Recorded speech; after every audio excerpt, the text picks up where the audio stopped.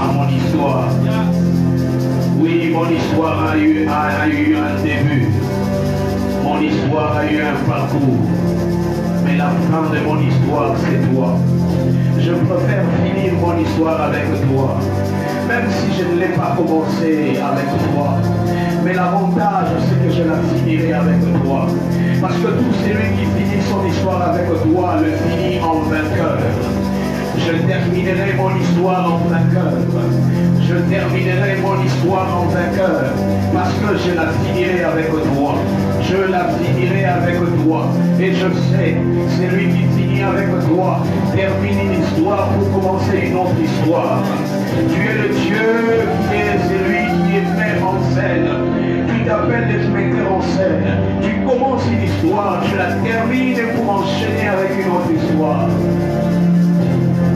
Voilà pourquoi la fin de ma vie sur terre n'est que le début d'une vie sans fin. Voilà pourquoi je crois que la mort m'est un gain. Voilà pourquoi je crois, Éternel, qu'être avec toi est un sujet de joie. Parce que là, avec toi, nous serons des vainqueurs pour l'éternité. Nous serons des vainqueurs pour l'éternité. Je veux finir mon histoire avec toi, Seigneur. Que la gloire te revienne. Au nom de Jésus. Amen. Nous sommes dans Juge chapitre 6. Nous allons lire le verset 1. Tout en essayant de diminuer, en descendant, nous essayerons de diminuer les aigus afin d'atteindre un niveau stable de la basse, afin qu'il y ait un bon retour. Nous lisons, je disais, dans Juge chapitre 6, nous lirons le premier et le deuxième verset, et après nous allons lire le 12e verset. Le 12 et le 13. Juge chapitre 6, versets 1 et 2, 12 et 13. Que Dieu soit béni pour cette stabilité. Nous lisons ensemble, je suis dans la version Louis II. Écoutez ce que la Bible dit. L'Éternel, les enfants d'Israël furent ce qui déplaît à l'Éternel. Et l'Éternel les livra entre les mains des mendiants. Pendant 7 ans, la main des mendiants fut puissante contre Israël. Pour échapper à mendiants, les enfants d'Israël s'est retirés. Souligné, s'est retiré. S'est retiré dans les ravins de montagne, dans les cavernes et sur les rochers fortifiés. Nous sautons, nous allons dans le verset 12 et 13. L'ange lui apparut, souligné, l'ange lui apparut, et lui dit, l'Éternel est avec toi, vaillant héros. L'Éternel est avec toi, vaillant héros. Gédéon lui dit, ah mon Seigneur, si l'Éternel est avec nous, pourquoi toutes ces choses nous sont-elles arrivées? Et où sont tous ces prodiges que nos pères nous ont racontés? Quand ils disent, l'Éternel ne nous a-t-il pas fait sortir d'Égypte? Maintenant, l'Éternel nous abandonne et il nous livre entre les mains des mendiants. Verset 14. L'Éternel se tourna vers lui et dit, va avec cette force que tu as et délivre Israël de la main des mendiants. N'est-ce pas moi qui t'envoie? Souligné, n'est-ce pas moi qui t'envoie? Nous abordons toujours le même thème, deviens fils et déplace les montagnes. Et là aujourd'hui, nous allons parler, un fils est un héros. Un fils est un héros. Laisse-moi dire à ton voisin, deviens fils et sois un héros. Deviens fils, sois un héros. Ne les mettez pas au féminin parce que je parle de homme en tant qu'homme humain. Parce qu'en Dieu, il n'y a pas de genre, il n'y a pas de sexe. Dieu voit les hommes. Nous avons vu Déborah qui a opéré des actes comme un homme. Alors rappelle encore à ton voisin, dis-lui, sois un héros. Comme je l'ai dit le vendredi, C'était un tableau très triste. Le fait d'avoir abandonné l'Éternel. À chaque fois que les hommes abandonnent Dieu, c'est un tableau triste qui sera peint sur leur vie et pour leur histoire. N'osez jamais vous séparer de celui qui fait votre force. Et n'osez jamais vous séparer d'un allié qui a été votre force hier. N'osez jamais devenir l'ennemi de votre allié. Dans la vie, lorsque celui qui a été votre allié devient votre ennemi, sachez qu'une grande partie de votre vie devient vulnérable. Parce qu'en fait, il connaît bien vos faiblesses, il connaît bien vos points forts. Et s'il veut vous atteindre, il le fera très facilement parce qu'il vous a connu. Voilà pourquoi c'est une grande bêtise dans la vie que de se créer des ennemis qui hier étaient vos alliés. Et là, j'aimerais rappeler à quelqu'un que tes ennemis ne deviennent pas tes alliés. Et que tes alliés ne deviennent pas non plus tes ennemis. Parce que même quand vous lisez la Bible, Dieu n'a pas dit que vos ennemis deviendront vos alliés. Il dit pour vos ennemis, ils seront vos marchepieds. Même s'ils se convertissent, si tu as été mon ennemi, tu ne deviendras pas mon allié. Tu seras mon marchepied. Dieu n'a jamais dit qu'il y a eu une conversion entre l'ennemi vers une alliance. Non.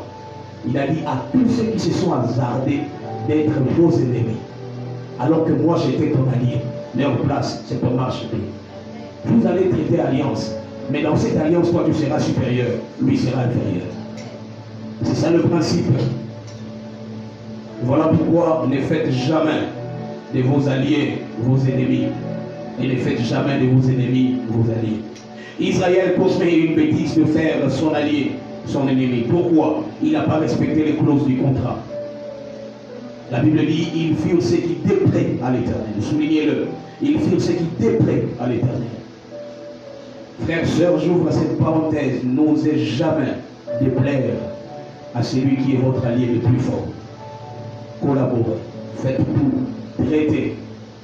Mais quand vous sentez que votre allié est fort que vous, faites un effort. Soyez diplomate. Collaborez. Mais ne faites jamais de votre ennemi, de votre allié le plus fort, votre ennemi. Israël a commis cette erreur. Il fait ce qui déplaît à Dieu. Malheureusement, les clauses du contrat étaient stipulées que lorsque nous marchons ensemble, vous faites ce qui me plaît, je vous soutiens.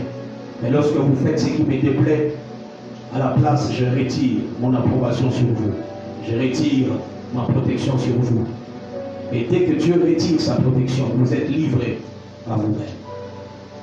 Voilà pourquoi la Bible parle en disant, l'Éternel le livra entre les mains des mendiants. En d'autres termes, celui qui empêchait qu'Israël soit livré entre les mains des mendiants, c'était Dieu. Plus pratique, Dieu se mettait entre Israël et ses ennemis. Dieu devenait le bouclier de protection d'Israël face à ses ennemis. Voilà le rôle de Dieu dans notre vie.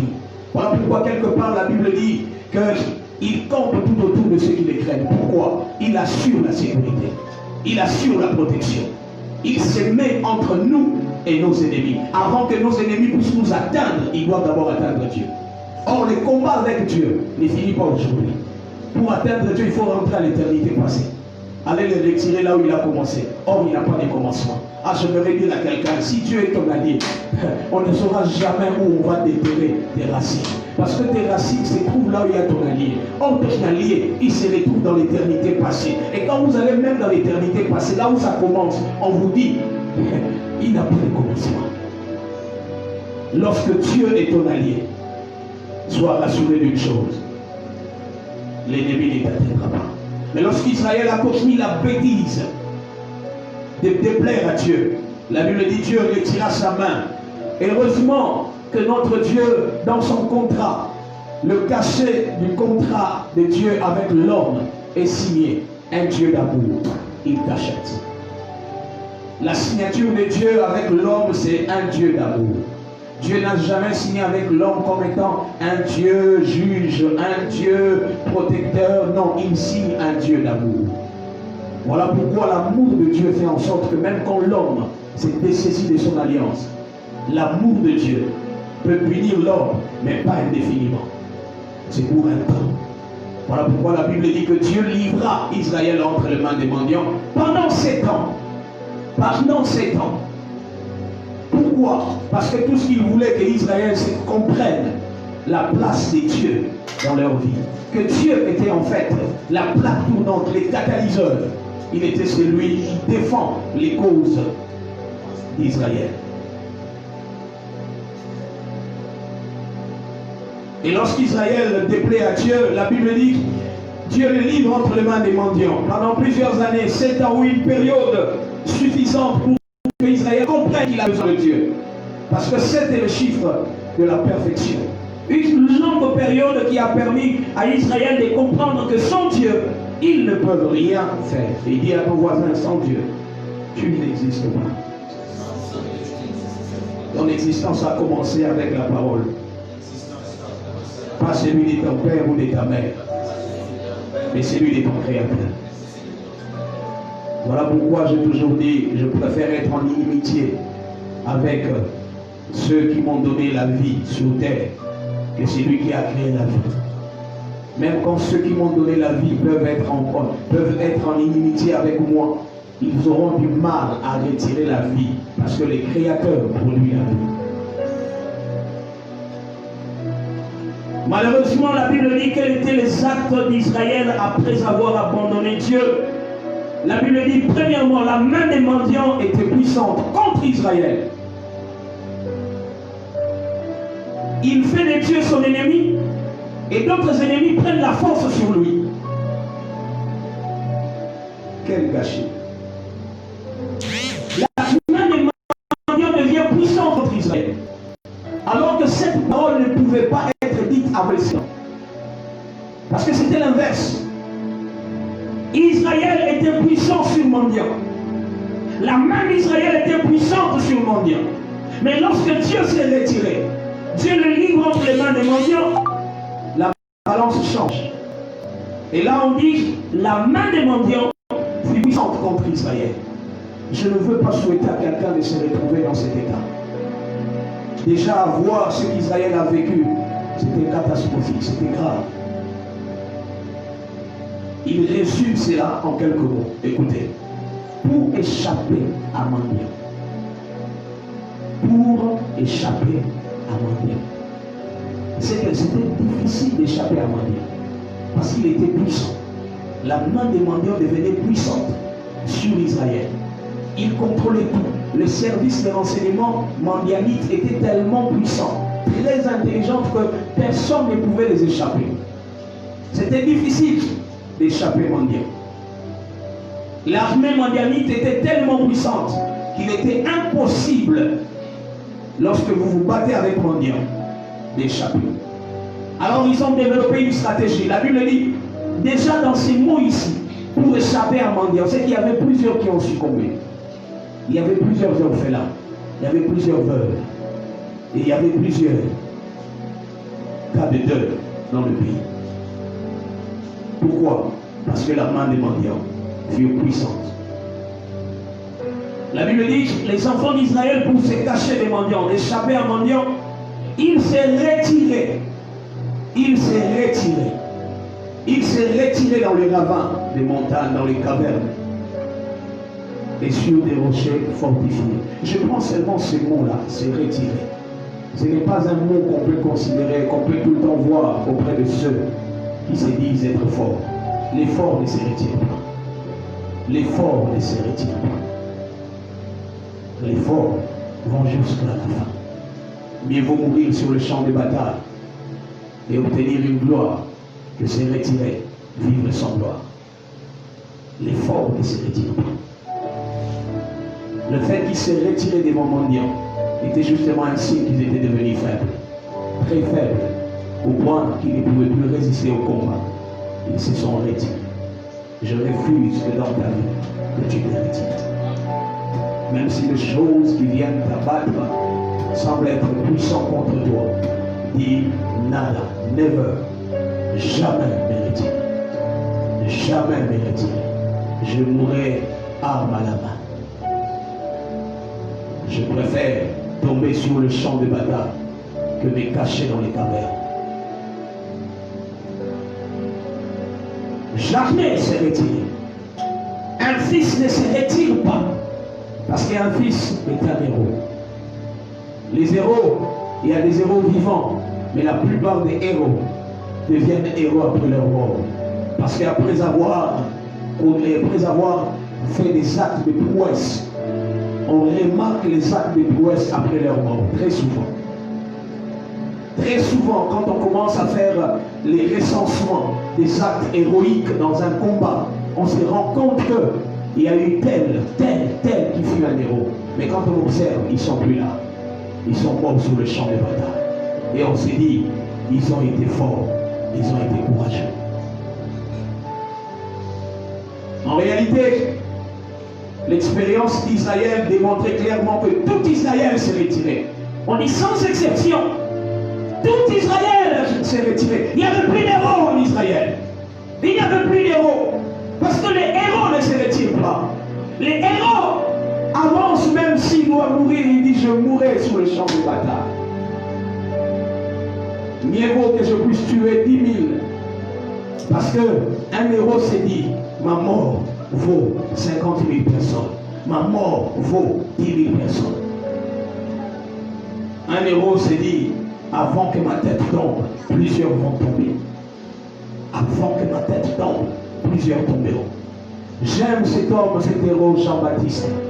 Avant que sa tête ne soit décapitée, il a conquis le cœur du roi. La Bible dit même le roi venait de partout pour venir se faire baptiser. Chose qui n'a jamais existé en Israël.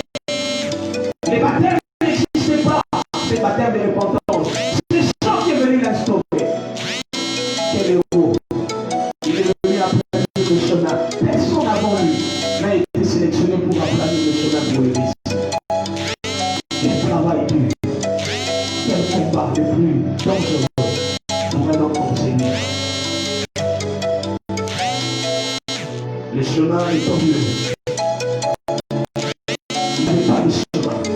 Il n'y a rien comme chemin. Mais c'est un homme qu'on le voit. Jean-Baptiste, on dit va, appelle le chemin. Va, ouvre le chemin. Un héros, et pour qu'il soit ce qu'il est ou ce qu'il a été, il devrait se comporter en héros. Un héros ne peut pas tout le temps vivre au milieu de la ville. Parce que les héros savent que leur vie est une vie de sacrifice. Un héros sait que sa vie, c'est une vie sacrifiée pour les autres. Il n'y a pas de Jésus qui meurt pour l'humanité tout entière. Jésus meurt pour sauver l'humanité et donner la vie éternelle. Mais il y a des héros qui sont venus avant lui. Jésus est le top des héros. Le dernier des héros qui a terminé le vrai problème du péché. Mais avant lui, il y a eu plusieurs héros. Et il n'a jamais oublié ces héros. Jésus en parle. Il cite les noms des prophètes. Et même lorsqu'il s'est transfiguré, la Bible dit qu'il y a eu deux héros qui ont apparu à côté. L'un à droite, l'un à gauche. Il y avait Moïse et il y avait Élie qui ont apparu. Pourquoi? Parce que c'était des hommes qui ont précédé Jésus-Christ. Ils ont travaillé, ils ont donné de leur vie, afin que le peuple trouve la joie et la lumière. Jean-Baptiste a aplani le chemin. Seul. On ne parle même pas d'une femme à ses côtés. On ne parle même pas des enfants à ses côtés. Qu'est-ce qu'il a vécu cet homme? Des fois quand j'essaie d'observer la vie de cet homme, je me dis, Dieu a des exigences les plus fous. Mais pas impossibles. Les plus fous, mais pas impossibles.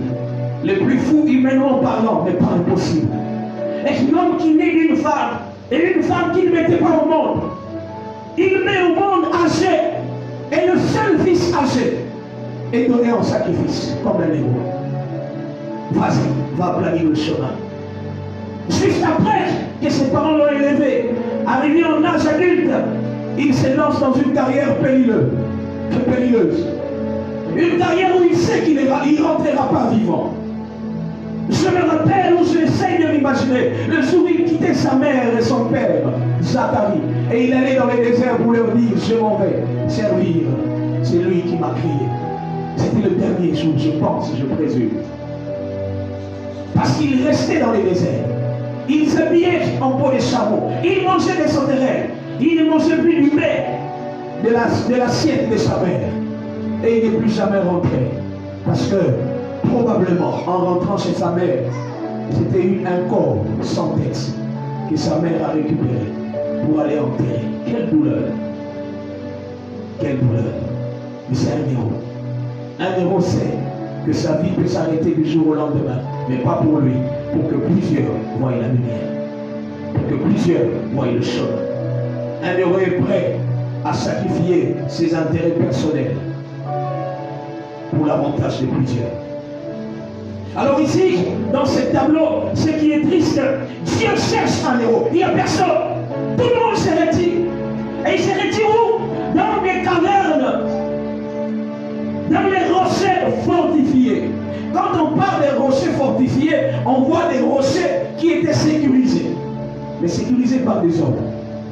Mais une petite sécurité. Et cela n'était pas suffisant pour Israël. Parce que tout Israël n'allait pas se réfugier dans les cavernes. Pendant que quelques-uns allaient se réfugier dans les cavernes, les autres mouraient. Et Dieu dit non, j'ai besoin d'un héros. Dis à ton voisin, Dieu a besoin d'un héros. Dis-le-lui, Dieu a besoin d'un héros pour ta famille. Dieu a besoin d'un héros pour ton pays. Dieu a besoin d'un héros pour ton quartier. Peux-tu être candidat?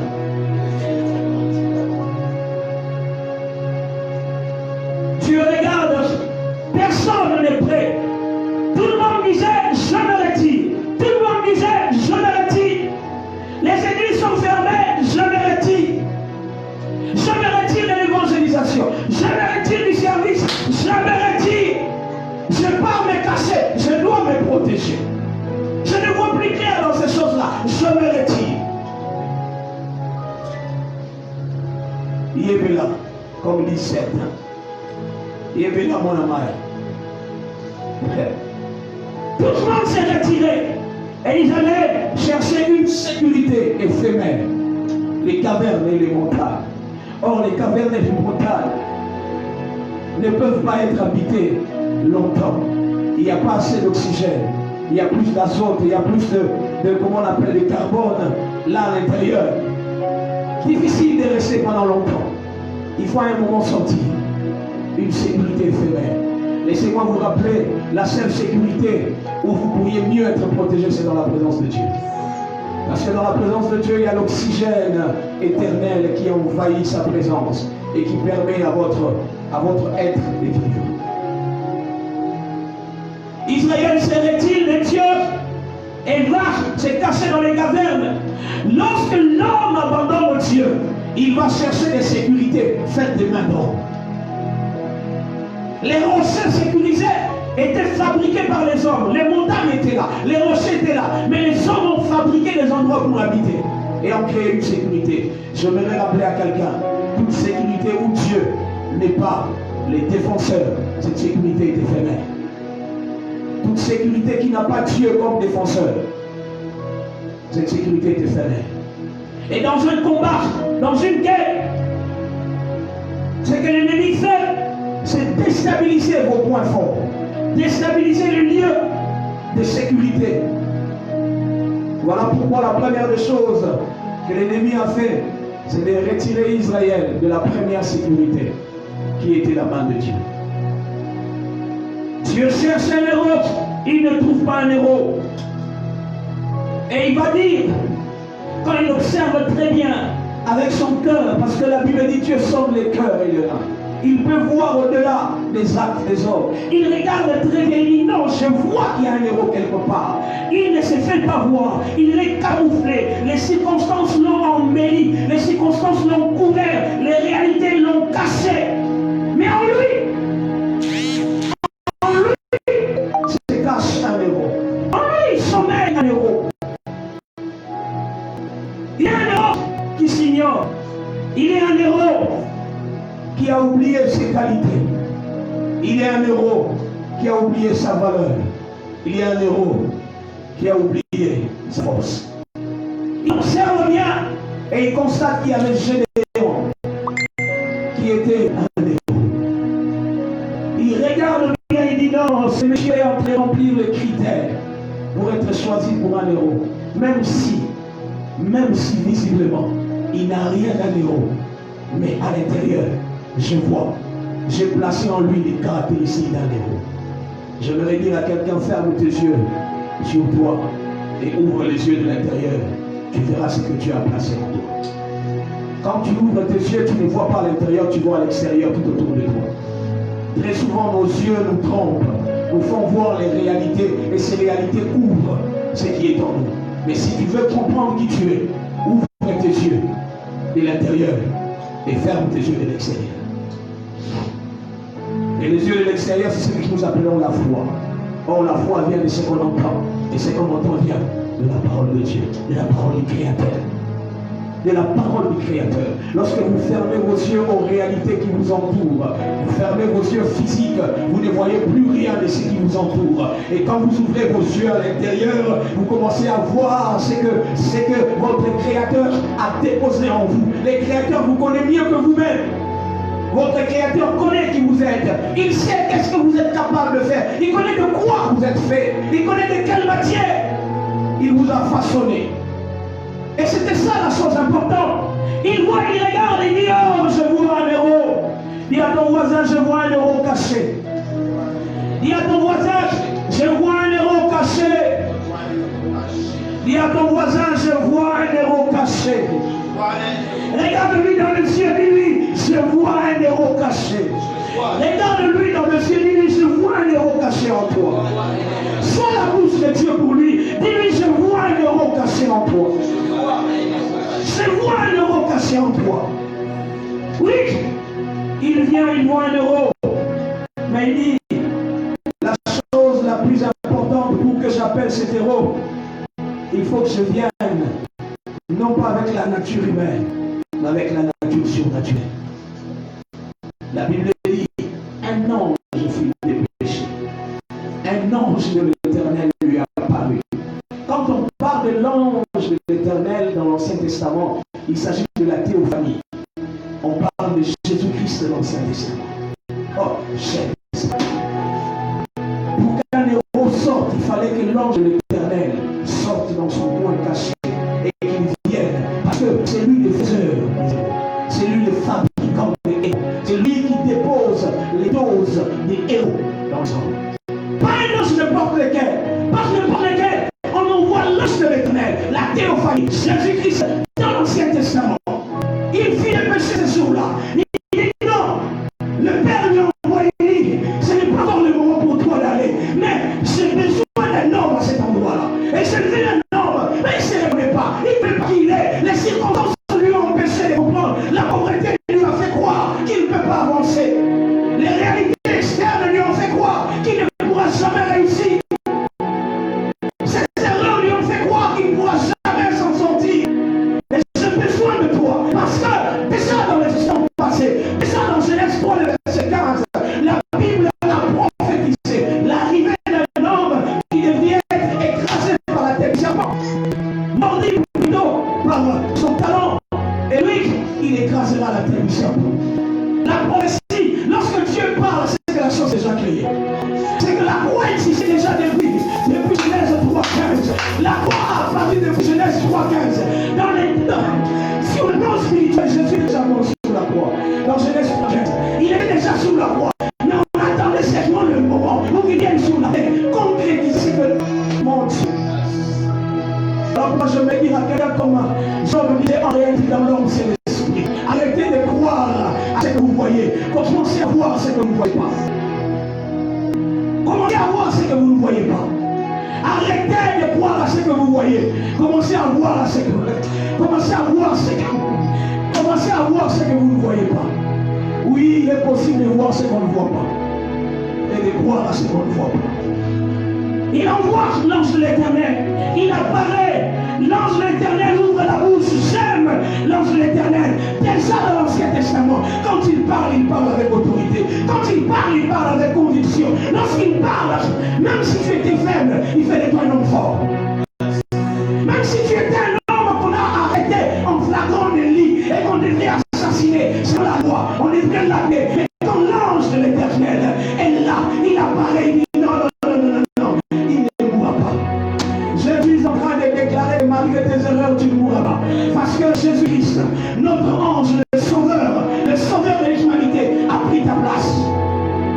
Il pouvait dire à cette femme, il ne mérite pas la mort. S'il y a quelqu'un qui n'a pas péché ici, qui lance la pierre. Or, il n'y avait qu'une seule personne qui était censée lancer la pierre, c'était lui, qui n'avait pas péché. Or, lui était maintenant son allié. Voilà la stratégie de guerre pour défendre quelqu'un. Il savait que tout le monde qui était là, personne n'était capable de lancer la pierre. Parce que tous sont péchés et sont privés de la gloire de Dieu. Et il savait qu'il était le seul qui n'a pas péché. Il dit, si quelqu'un n'a pas péché, qu'il lance la première pierre. Chacun commence à se retirer. D'abord, on n'a pas de problème. Et lorsqu'ils se sont retirés, la Bible dit que la femme est restée seule avec Jésus-Christ. Et Jésus le regarde dans les yeux et dit, femme, moi non plus je ne te condamne. Va et ne pêche plus. Je voudrais dire à quelqu'un, Jésus ne te condamne pas. Mais Jésus vient faire sortir le meilleur qui est en toi. Jésus ne vient pas t'écraser. Il vient pour faire sortir le meilleur qui est en toi. Il dit, l'ange de l'Éternel apparaît et lui dit, j'aime cette explication, j'aime cette formulation. On dit, l'ange de l'Éternel lui a apparu. On parle à une seule personne. C'est que si Gédéon était avec ses amis, il y avait des gens qui voyaient l'ange de l'Éternel, pas les autres. Je voudrais dire à quelqu'un, un héros va sa destinée seul. Il ne voit pas sa destinée quand il a entouré de gens qui sont autour de lui, qui lui disent, allez le héros, non. Un héros, c'est quand il est seul, dans la solitude, en train de faire couler les larmes, en train de pleurer. C'est là que la voix sort et lui dit, vaillant héros. Seul, la Bible dit, l'ange de l'Éternel lui a apparu, lui seul. On dit pas l'ange de l'Éternel leur a apparu, lui a apparu, lui seul. Et lui dit,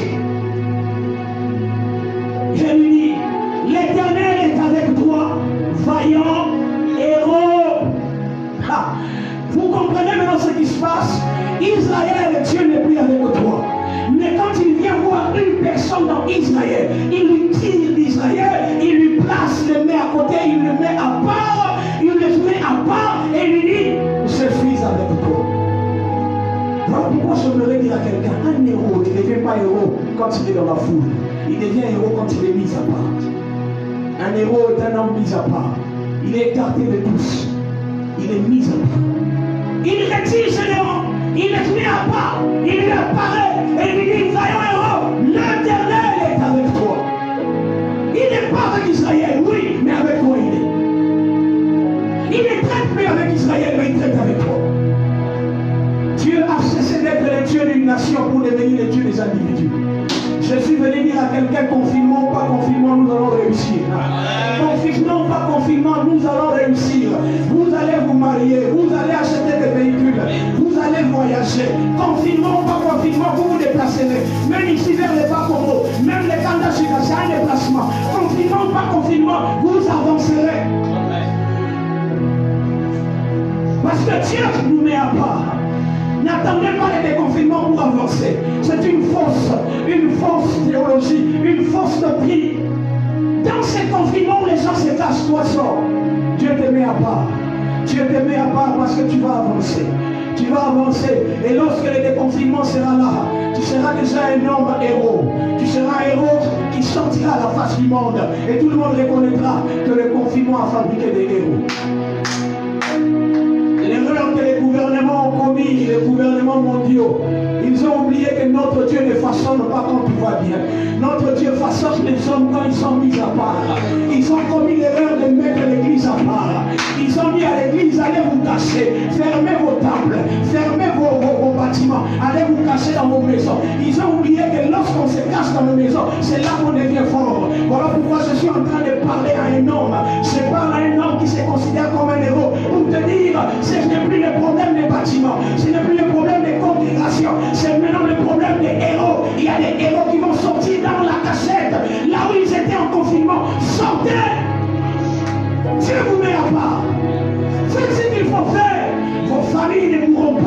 Vos vies ne seront pas décimées. Là où vous êtes cachés, quelque chose commence de là. Ils ont commis l'erreur de confiner l'église, sans oublier que notre force vient du confinement. Depuis tout le temps, même notre genèse, nous sommes nés dans le confinement. Pendant que les disciples étaient cachés, confinés quelque part, dans la chambre haute, c'est là que l'église est née. L'église n'est pas née devant une sortie officielle dans un hôtel où on a parlé. Voici la sortie officielle de l'église. L'église de Jésus sort officiellement. Non, notre sortie officielle c'est dans la taverne. Notre sortie officielle c'est quand on se cache.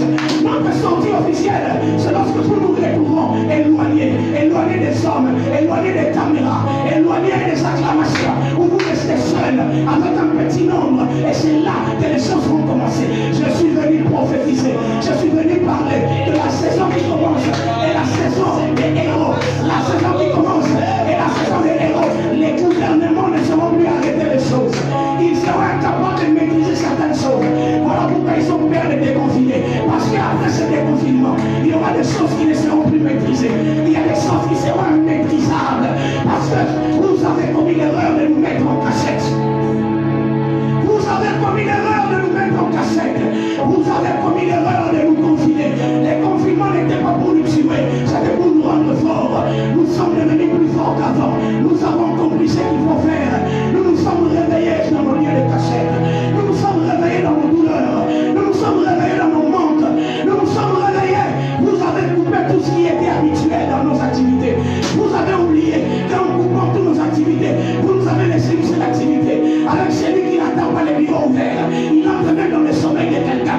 Même quand les sommeils, même quand les protocoles ne sont pas là, il entre quand même.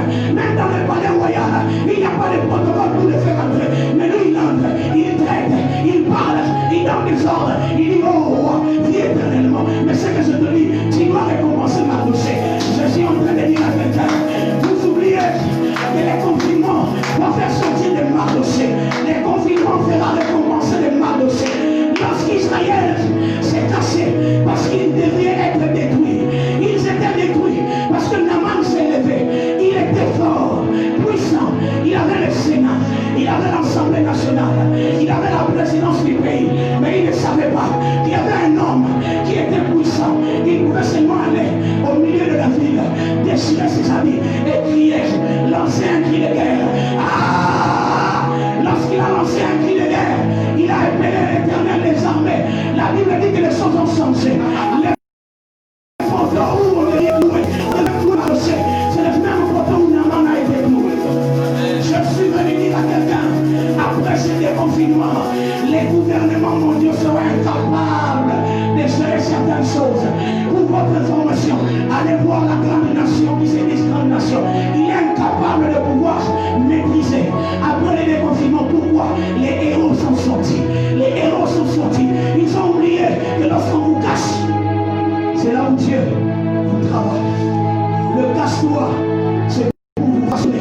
C'est dans le cache-toi que Jésus vient nous rencontrer. C'est dans le cache-toi que Jésus a rencontré Gédéon. Il vient nous rencontrer dans le cache-toi. Il lui dit, oh vaillant héros, il ne s'arrête pas là. Il lui dit, tu n'es pas un vaillant héros qui porte les médailles. Tu n'es pas un vaillant héros qui a besoin de monuments en pleine ville. Tu n'es pas un vaillant héros qui a besoin d'un anniversaire chaque année. Tu es un vaillant héros qui a Dieu avec lui.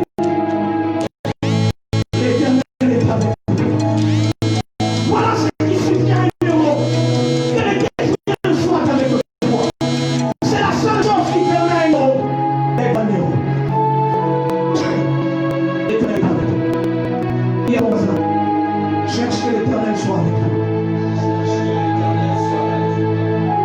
Ils ont été incapables de maîtriser les choses parce que les héros sont sortis.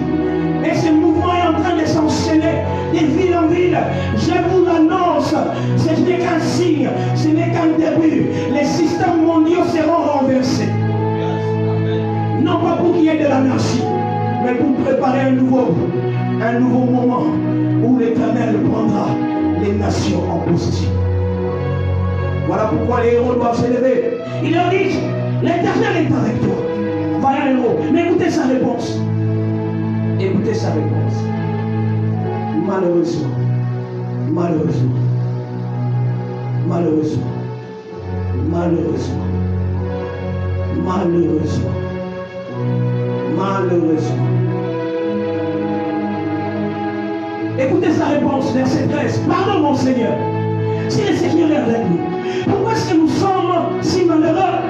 Nos ancêtres nous ont rencontré des actions extraordinaires que le Seigneur a faites au moment de la sortie d'Égypte. Où sont ces actions? Maintenant, le Seigneur nous a abandonnés. Il nous a livrés aux mendiants. Non, Gédéon, Dieu ne fera pas les choses qu'il a fait en Égypte. Dieu fera des choses que l'Égypte n'a pas vues. Dieu fera des choses que les désert n'avaient pas vues. Dieu fera des choses que l'œil qui n'a pas vu, que l'oreille qui n'a pas entendu, et qui n'est pas monté dans le cœur d'un homme. Ce sont des choses qu'il réserve pour ceux qui sont les héros et ceux qui l'aiment, parce que Dieu aime les héros. Malheureusement, le diable, lorsqu'il veut attaquer, ou lorsque dans une armée veut attaquer une autre armée, il commence par déstabiliser le système de défense de cette armée. Voilà pourquoi le diable commence par déstabiliser votre système de défense. Il y a des gens qui n'ont plus confiance en eux. Il y a des gens qui ont cessé d'être de courageux. Dans ma version, il est dit, vaillant, combattant et courageux. Parole vivante. Le diable avait enlevé en Israël tous les hommes courageux et les hommes combattants. Personne n'avait le courage de se battre. Et ça, c'était l'œuvre des mendianites. L'envoûtement. Dis pas moi. Ah, dis pas moi. Ne va pas moi. Ne va pas moi. Je reste courageux. Je reste combattant. Et lorsque Dieu lui dit, vaillant héros, l'Éternel est avec toi. Gédéon rétorque avec son alibi. Verset 14. Le Seigneur se tourne vers Gédéon et lui dit, avec la force que tu as, va délivrer Israël des mendianites. Oui, c'est moi qui t'envoie. Avec la force que tu as. Dieu ne va pas utiliser une force étrangère. Il utilise la force intérieure qu'il va transformer, qu'il va amplifier, qu'il va rendre puissant. Notre Dieu est un Dieu multiplicateur, est un Dieu amplificateur. Il prend la chose petite qui est en toi, il va l'amplifier, il va la rendre puissante. Et lorsque tu sortiras avec le peu deviendra beaucoup. Oh, je dis, lorsque tu sortiras avec le peu deviendra beaucoup. Les héros ne sont pas ceux qui commencent en pompe, ne sont pas ceux qui commencent avec des forces et des biceps. Non, les héros commencent avec le courage qu'ils ont dans le cœur. Les héros commencent avec ce qu'ils ont. Sors, va, commence. Sors, va, commence. Sors, va, commence. Qu'est-ce que tu dois commencer? Qu'est-ce que tu dois faire? Que dois-tu faire? Et si tu ne sais pas ce que tu dois faire, pose la question à celui qui t'envoie. Tu m'envoies faire quoi? Lorsque je m'envoyais un héros, il s'appelait Saul dans votre camp. Plus tard, il deviendra pauvre. Lorsqu'il est tombé, il se lève et dit, que dois-je faire? Voilà la meilleure question qu'un héros doit se poser. Que dois-je faire? Maintenant que j'ai compris que je suis héros, que dois-je faire? Et cette question, vous ne la poserez pas avant. Cette question, posez-la. Je me suis un messager, et je suis un instrument. Allez poser la question à celui qui m'envoie pour parler et vous dire, vous êtes un héros. Tu es un héros. Un fils est un héros. Il sort courageux, il se bat, va, bats-toi. Nous avons été confinés pendant 3 mois, sans subside, sans paiement pour plusieurs. Beaucoup ont perdu leur travail, beaucoup sont au chômage aujourd'hui. Mais j'aimerais dire à quelqu'un, cela ne peut pas t'empêcher de croire en toi. Sors, va, commence. Sors, va, commence. Si ton travail au bureau est fini, sors, va, commence. Ne me pose pas la question comment c'est quoi. Va poser la question à celui qui t'envoie. Celui qui t'envoie sait ce que tu dois faire. J'ai vu des self-made men qui ont commencé avec rien, mais qui aujourd'hui sont inscrits dans les annales des hommes riches, Forbes et le reste des journaux qui ne cessent de parler des hommes plus riches. Mais ils ont commencé avec rien. Sors, va, commence. finance. Surtout que celui qui vient attaquer Israël est un mendiant. Les mendiants attaquent l'aspect économique. Là, je parle aux héros financiers. Sache que Dieu t'appelle à être puissamment béni financièrement. Car la saison qui commence là maintenant, tu ne seras pas héros sans le pouvoir financier. Tu ne seras pas héros sans un pouvoir financier. Mais les finances dont tu auras besoin ne commencera pas avec tout. Ça commencera avec rien. Je suis venu parler à un héros qui doit commencer avec rien. L'Éternel est avec toi. Lorsque le rien multiplié fois Elohim, cela donne tout. Le rien plus Elohim, cela donne tout. Le rien moins Elohim donne tout. Le rien soufflé par Elohim donne tout. Le rien divisé par Elohim donne tout. Lorsque Elohim s'associe avec le rien de ta vie, le rien change et devient tout. Je voudrais dire à quelqu'un, les héros que tu es n'est pas ce que tu possèdes. Les héros que tu es, c'est ce que Dieu dit que tu es. Parce qu'il a dit que tu es héros, alors tu es un héros. Lève-toi et commence à le déclarer. Lève-toi, commence à le déclarer. Lève-toi, commence à le déclarer. Je suis un héros parce qu'il m'a dit que je le suis. Je suis un héros parce qu'il me l'a dit que je suis. Je ne suis pas parce que je possède. Je suis parce qu'il m'a dit. Je ne suis pas parce que je possède. Je suis parce qu'il m'a dit.